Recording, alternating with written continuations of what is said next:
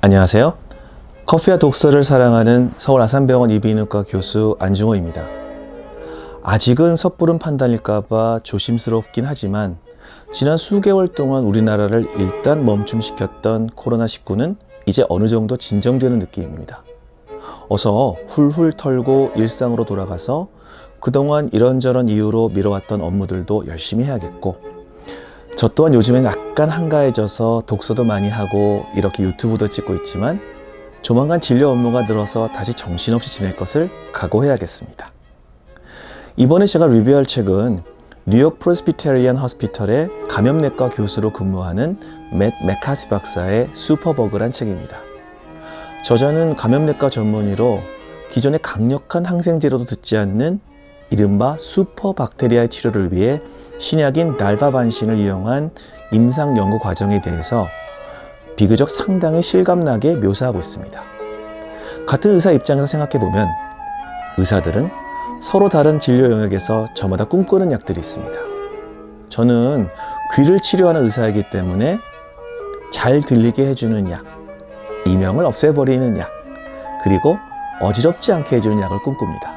아참, 수술 없이 중이염을 완치시킬 수 있는 슈퍼 항생제도 꿈꿉니다. 항생제는 미생물 혹은 실험실에서 생성된 분자로서 박테리아 감염의 예방과 치료에 사용할 수 있는 물질로 정의됩니다.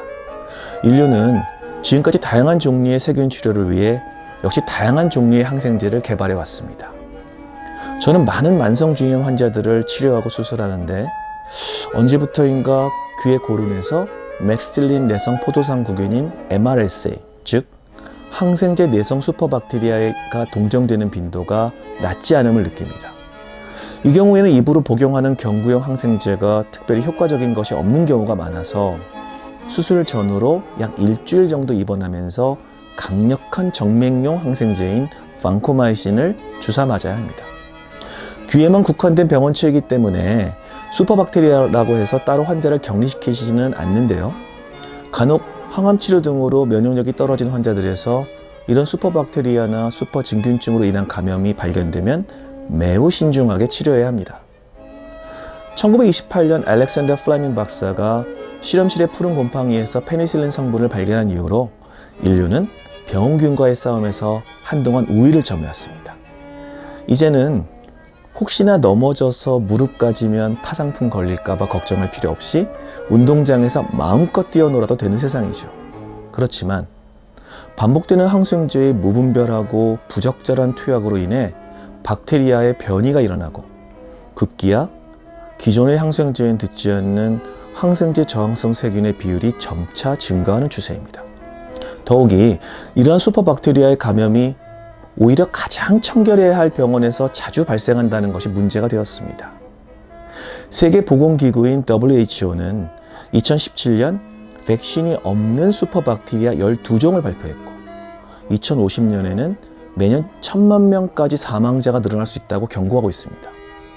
2019년 미국 질병통제센터에서는 매년 280만 명의 미국인이 슈퍼박테리아 감염으로 고생하고 약 3만 5천 명이 이로 인해 사망한다고 보고했습니다.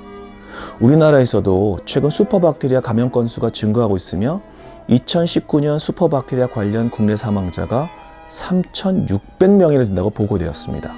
무시무시하죠. 이 측에서 맷 메카시 박사는 인류가 만든 가장 강력한 항생제들 중 하나인 반코마이신에 듣지 않는 피부 감염균의 새로운 치료제인 달바반신의 임상 4상 연구를 진행하면서 알게 된 다양한 사연의 환자들의 이야기와 임상 연구를 진행하는 과정에 대해서 실제 임상의사 입장에서 매우 사실적으로 기술하고 있습니다. 그러면 하나의 새로운 신약이 만들어지기까지 과정에 대해서 한번 알아볼까요? 대략 5단계로 나눌 수 있는데 1단계는 후보물질 발굴 및 기초연구가 진행되고 세균 배양 접시에서 효과적으로 세균을 죽일 수 있다고 판단되면 2단계인 전 임상시험으로 넘어갑니다. 이때에는 다양한 종류의 동물들, 예를 들어 마우스, 렛, 기니픽, 토끼 등을 이용해서 시험을 진행합니다. 여기까지 진행한 다음 특별한 부작용 없이 항균 효과를 충분히 입증하고 나면 생명윤리위원회인 IRB, 즉 Institutional Review Board의 승인하에 3상에 걸친 사람을 대상으로 한 임상시험을 진행하는데 일상에서는 건강한 성인 20에서 80명을 대상으로 약물의 안전성을 평가하고, 이상에서는 100에서 300명 정도의 환자들을 대상으로 약물의 최적 치료 용량 결정 및 부작용을, 그리고 3상에서는 300에서 3000명 정도 되는 환자들을 대상으로 약물의 장기적 효능과 안정성을 검증하게 됩니다. 그리고 FDA, 우리나라는 KFDA에서 신약으로 승인을 받으면 임상 4상으로 불리는 시판후 조사를 통해 추가로 알려지지 않은 부작용 여부 등을 찾게 됩니다. 후보 물질을 찾고 이를 통해 신약으로 우리들 손에 들어오기까지 걸리는 시간은 최소 12년에서 15년 이상 걸리기도 합니다. 그리고 모든 후보 물질이 신약이 되는 것은 아니기 때문에 대략 9.6%의 성공률을 보이고, 개발 비용도 임상 연구를 진행할수록 천문학적으로 증가하여 대략 시작 하나에 10억 달러 정도의 비용이 든다고 합니다. 그러면 이런 신약을 개발하면 제약회사는 어느 정도 이익이 남을까요? 다들 엄청난 수익이 남을 것으로 생각하시겠지만 생각보다 별로입니다. 항생제는 주로 누가 많이 필요할까요? 감염이 잘 되는 계층, 즉 사회 경제적으로 취약한 계층입니다. 나라로 따지면 미국 등 선진국보다 인도나 아프리카 같이 경제적으로 못 사는 나라에서 수요가 높습니다. 그렇기 때문에 정부에서는 항생제 가격을 절대로 높게 책정하지 못하도록 하고 있고, 항생제 내성 등의 문제를 우려해서 사용을 엄격하게 규제하고 있습니다.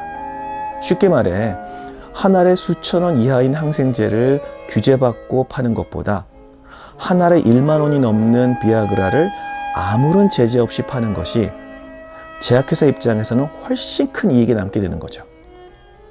결과적으로 2007년부터 2012년까지 새로운 항생제의 특허 출원 건수는 3분의 1로 감소했고, 2017년에는 500종 이상의 항암제가 특허 신청을 한 반면 항생제는 40개에 불과한 상황입니다. 적군의 무기는 점점 더 발전하고 개량되는데 우리는 구식 무기들밖에 손에 쥐어지지 않은 거죠. 그래서 전 세계의 많은 의학자들은 항생제 개발을 전적으로 제약회사의 이른바 양심의 책무에만 맡기지 말고 정부와 WHO에서 주도적으로 신약 개발 시 특별한 인센티브를 제공하는 등의 노력을 할 것을 권유하고 있습니다. 물론 항생제를 만병통치약처럼 오남용한 일부 의사들의 문제도 있지만 갈수록 독하고 악랄해지는 박테리아와의 전쟁에서 우리를 지키기 위해 노력해야 할 것입니다. 책을 읽다 보니 흥미로우면서도 좀 오싹한 에피소드가 있었는데요. 탄저균, 바실러스 안트라시스는 주로 감염된 동물의 가죽 제품을 다루거나 제품을 사용하는 사람의 피부에 발생하는 질환인데 제때 치료를 못 받으면 20% 정도가 사망하는 무서운 균입니다. 이른바 생화학 무기를 거론할 때 항상 빠지지 않고 등장하는 균입니다.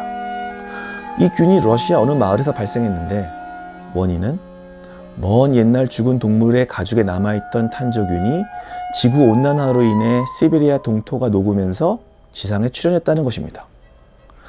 지구온난화, 이런 점에서도 참 무서운 것입니다.